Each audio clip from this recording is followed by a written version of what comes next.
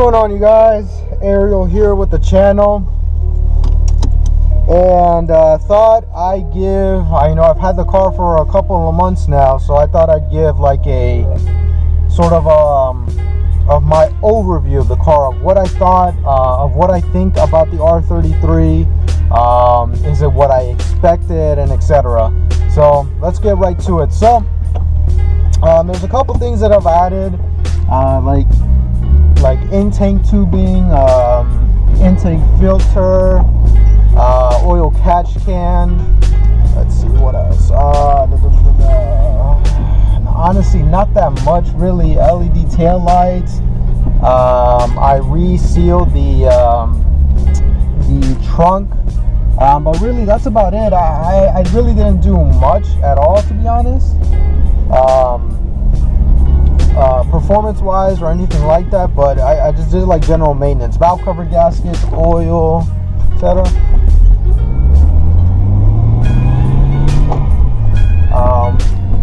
Yeah, so really just like regular stuff, like regular maintenance stuff that I took care of. Oil packs, spark plugs.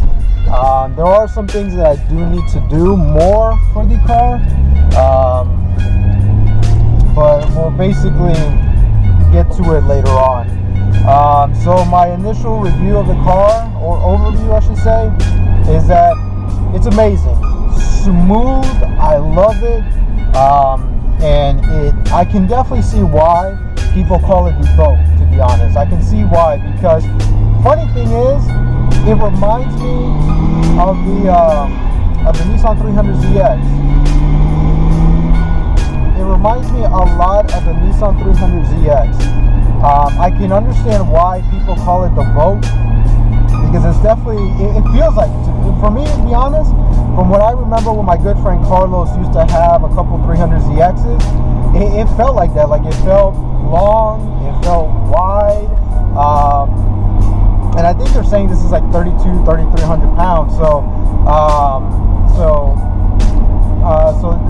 like it feels like it, to be honest.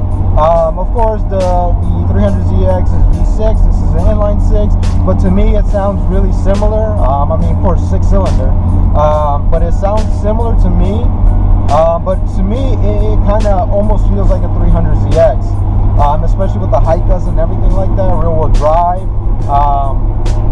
But yeah, I think it's a really fun car. It is what I expected and more.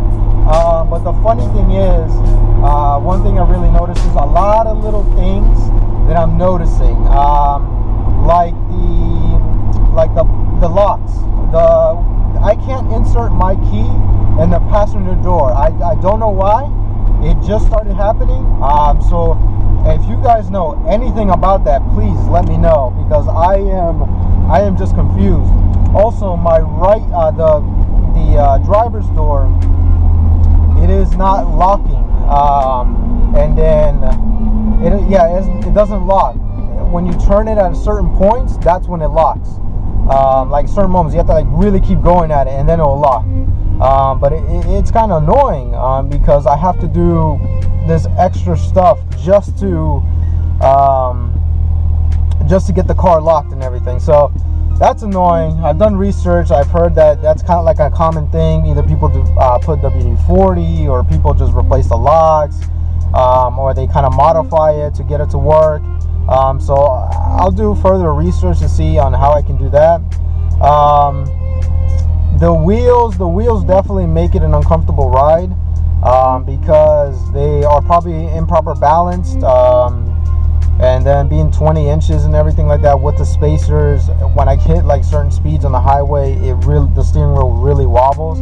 But I do have plans for new wheels if everything goes well, and I can't wait for those.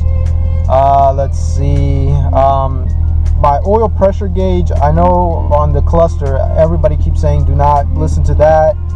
It's usually never accurate. So I'm just gonna buy the sender to kind of just like eliminate some things, to see if maybe it's that, or maybe if it's something even greater. But yeah.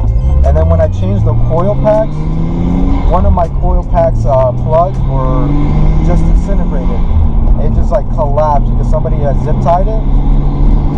So I'm going to order a wiring specialties coil pack harness for the Spec 1, so that I can see if, because I am having some little idle issues. Let's say when I drive the car for a good amount of time, or when it's stuck in traffic, there comes the wobble. Or when it's stuck in traffic,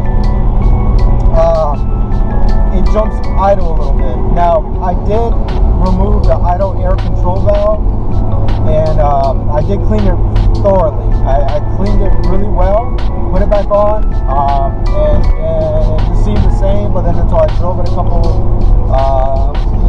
good time, that's when it started jumping idle a little bit again. I haven't tested the TPS sensor, so I'm going to test that.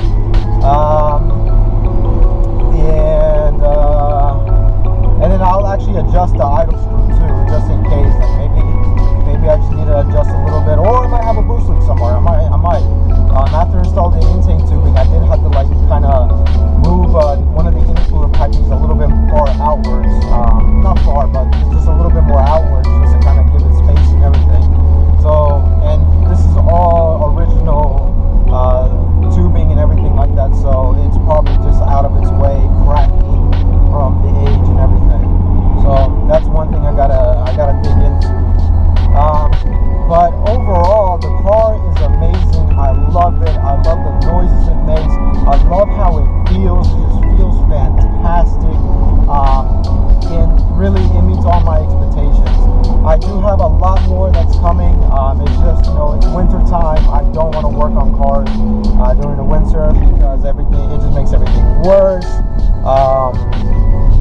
And things can break, things can seize. I just don't want to deal with that, especially in the winter. I've worked in cars during the winter, and it's just not the greatest. So I will try to make more content for you guys, but for right now, I'm basically leaving it the way it is. Just going to be doing general maintenance. I'll probably install the GK Tech solid bushing for the shifter, because I feel like the shifter is like just a little off. But other than that, it feels fucking great, man. I don't know if you guys can hear that. It used to have the blow-off valve blocked off so that you can get the flutter noise. I didn't want that. I've heard many things that sometimes it doesn't hurt the turbo. It does hurt the turbo. I'd rather just recircuit back, and then once I get a good tune on it and everything, then I'll go ahead and just do it through the atmosphere. But for right now, I plumbed it back. But like I mentioned, I love this car. It meets my expectations. I love it so much. It's just one beautiful sounding car, one beautiful car.